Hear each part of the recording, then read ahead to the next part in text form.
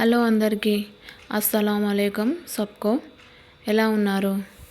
ఈ ఈ సంచి ఏంటిదంటే మేము లాస్ట్ సండే ఆరపల్లి దర్గాకి వెళ్ళామని చెప్పాను కదా. దానికి సంబంధించిన ఐటమ్స్ అన్నీ ఇందులో మా మమ్మీ ప్యాక్ చేస్తుళ్ళు. మేము ఆటోలో వెళ్ళేది కూడా అక్కడికే. ఆటో బుక్ చేసుకున్నాం. యాక్చువల్లీ మా ఇంటి వెనకాల కూడా ఆటో స్టాండ్ ఉంది. వాళ్ళని అడిగితే కనుక అక్కడికి ఒక 5 కిలోమీటర్స్ ఉంటుంది కాబట్టి ఒక 200-250 వరకు చెప్పినా చెప్తారు. దాంట్లో షాక్ అవ్వాల్సింది ఏం లేదు. మేము ర్యాపిడోలో బుక్ చేసుకున్నాం. అందుకే 80-85లో అయిపోయింది. జల్దీ తీసుకెళ్ళిళ్ళు, బాగానే తీసుకెళ్ళిళ్ళు. ఆల్మోస్ట్ 5 కిలోమీటర్స్ ఏమో ఉంటుంది. మాకు చాలా దూరమే ఉంటుంది. మా మమ్మీ వాళ్ళ స్కూటీ మీద వెళ్తే దూరం అనేది తెలియలేదు, అమౌంట్ కూడా తెలియలేదు. కానీ ఆటోలో వెళ్తే మాత్రం దూల తీరిపోయింది ఆ ఛార్జెస్ పెట్టలేక. బట్ ఏరియా మాత్రం చాలా బాగుంటుంది. కరీంనగర్కి దగ్గరలోనే ఉంటుంది. కరీంనగర్ టు తీగలగుట్టపల్లి మధ్యలో ఉంటుంది. చాలా బాగుంటుంది. చుట్టూ పచ్చని చెట్లు, పొలాలు చాలా బాగుంటుంది. అన్ని తాటి చెట్లు అవే ఉంటాయి. ఈత పండ్లు కానీ అవన్నీ కూడా కనిపిస్తాయి పోతూ ఉంటేనే. చాలా బాగుంటుంది ఏరియా. కరీంనగర్ దాటినాక ట్రాఫిక్ జామ్ ఇట్లా ఏమి ఉండదు. సేమ్ విలేజ్లో రూట్ ఎట్లా ఉంటుందో అట్లనే ఉంటుంది. మేము పోతుంటే కూడా చాలామంది పబ్లిక్ వచ్చిళ్ళు. అసలు ఇక్కడికే స్టాప్ రారేమో అనుకున్నా. బట్ చాలా వరకు ఇంకా మేము వెళ్తున్నా కూడా మా వెనకాల కూడా చాలామంది పబ్లిక్ వచ్చిళ్ళు. మేము వెళ్ళింది కూడా సండే రోజే. సండే అయినా కూడా గంత పబ్లిక్ ఉన్నారంటే దర్గాస్కి కానీ ఇంకా వేరే దర్గా కానీ మసీద్కి కానీ ఇంకా ఫ్రైడే రోజు మాత్రం ఇంకా చాలా పబ్లిక్ వచ్చేస్తారు. అక్కడ వంట వండడానికి చాలా టైం పట్టింది మాకు. ఆలోపు మన పెద్దోడు ఒక ఐస్ క్రీమ్ కడుపులో పడేసుకున్నాడు. ఈ ఐస్ క్రీమ్ తింటుండంటే అన్నం తినడో అనుకున్నా. నేను అనుకున్నట్టే పాపం వాడు సరిగ్గా అక్కడ అన్నం తినలేదు. ఎందుకంటే మేము వెళ్ళిందే 2:30కి అట్లా బయలుదేరినాం. 2:15కి బయలుదేరినాం. మేము అక్కడికి రీచ్ అయిన తర్వాత మళ్ళీ ఇంకోటి పెద్ద ట్విస్ట్ అయింది. ఏంటి అంటే మా మమ్మీ వాళ్ళు కోడి మర్చిపోయేసరికి మళ్ళీ మమ్మల్ని దర్గా దగ్గర డ్రాప్ చేసి, మా డాడీకి స్కూటీ ఉంది, ఆ స్కూటీ మీద మళ్ళీ రివర్స్ వెళ్ళి తీసుకొని వచ్చేసరికి 2:30, 2:45 అయింది.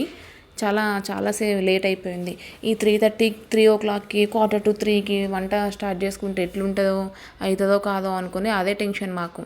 జల్దీ కట్టెల పొయ్యి అక్కడ ఇట్లా పిక్నిక్ వచ్చేవాళ్ళు కానీ దర్గాకు వచ్చేవాళ్ళు, తీర్థయాత్రకి వెళ్ళేవాళ్ళు ఉంటారు కదా, అలాంటి ప్లేసే అన్నట్టు ఇది కూడా.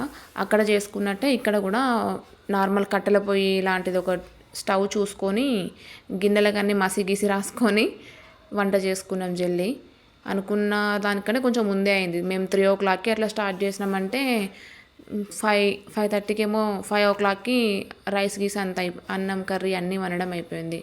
పాపం ఈ స్టవ్ కట్టెల పొయ్యి మంచిగా, స్టవ్ పొయ్యి వేరు కట్టెల పొయ్యి వేరు కదా. స్టవ్ మీద వండుకుంటే పెద్దగా ఏం తెలియదు, కానీ ఈ కట్టెల పొయ్యి మీద వండుకుంటే మాత్రం ఆ మసి పోదు.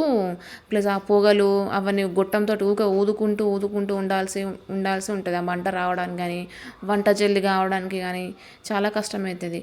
బట్ ఎంతైనా కట్టెల పొయ్యి, ఈ రోట్లలో దంచడం, పచ్చడి చేసుకోవడం, కట్టెల పొయ్యి మీద వంటలు చేసుకోవడం ఇదంతా చాలా ఒక ఓల్డ్ జనరేషన్లో చేసే పద్ధతి. బట్ అదే హెల్దీ అయిన పద్ధతి.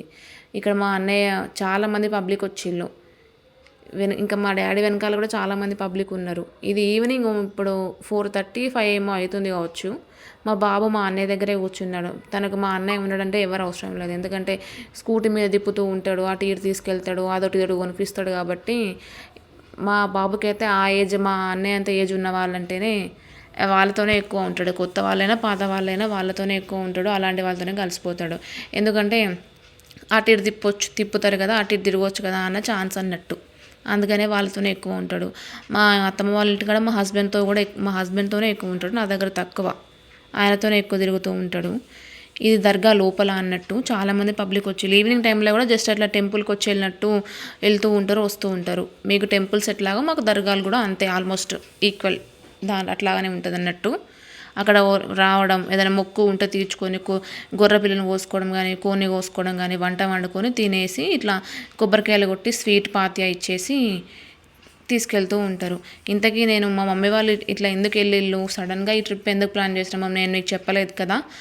నాకు సెకండ్ ప్రెగ్నెన్సీ కూడా బాబు పుడితే మా మమ్మీ వాళ్ళు ఇట్లా దర్గాకి వచ్చి కోడిని కోస్తాం, ఇట్లా తందూరు చేస్తాం అనుకుంటా అన్నారు. తందూర్ మీన్స్ మీ హిందూస్లలో ఇట్లా మొక్కు అని అంటూ ఉంటారు కదా, మా ముస్లిమ్స్లో కూడా అదే అన్నట్టు. అట్లా తందూరు చేస్తాం అనుకుంటా మా డాడీ మొక్కుకున్నాడు.